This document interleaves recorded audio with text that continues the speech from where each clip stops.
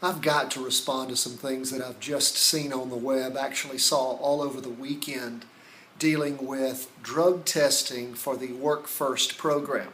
I put a video together on Friday, put it out on my Facebook and Twittered it, and just wanted to see what the response was to Senate Bill 594, which will be voted on this evening in the North Carolina Senate. What it does is it requires a drug test in order to get the cash payments and the job training for the Work First Jobs program. Now it says that if you are negative on the drug test, then we will give you the money back for what it cost for the drug test. I have clients do them all the time and it's been about $50. If you test positive, then you don't get the cash payments and the job training because, being high on drugs is not a good prerequisite for getting a job and learning about how to get a job and keeping a job. We do, however, under the bill, encourage you that if you go and you get drug treatment, you can come back and reapply and you can get the benefits if you test negative. Now, let me tell you what the liberals did. They immediately went around and they posted something from, of all places, the New York Times. I actually have a copy of what they posted. I don't know if you can see that right there. I'll tell you what it says, though. It's about Florida's attempt at a similar type program.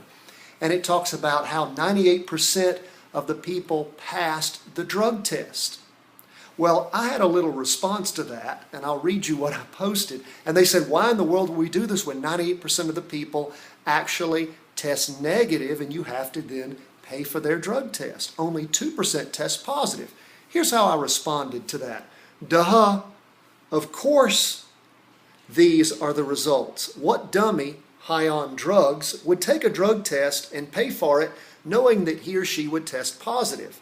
And then of course, oh yeah, the 2% were so high they forgot the test would be positive. And then I encouraged the liberals to read our law. Folks, it's not about punishing people. It's about not wasting your money by giving cash and job training to people who are high on drugs. And of course we would hope that 98% of the people who take the test negative, because you'd have to be pretty stupid to be doing drugs to take the test and know you're going to fail. 2% were. Give me a break. That's not any proof at all. Anyway, we're going to vote on that bill tonight. Please follow it. I think it will pass with very high numbers from the Senate and then go over to the House to become law in North Carolina. Pay attention to it again. Senate Bill 594. Thank you for all your comments. I'd love to hear more from you.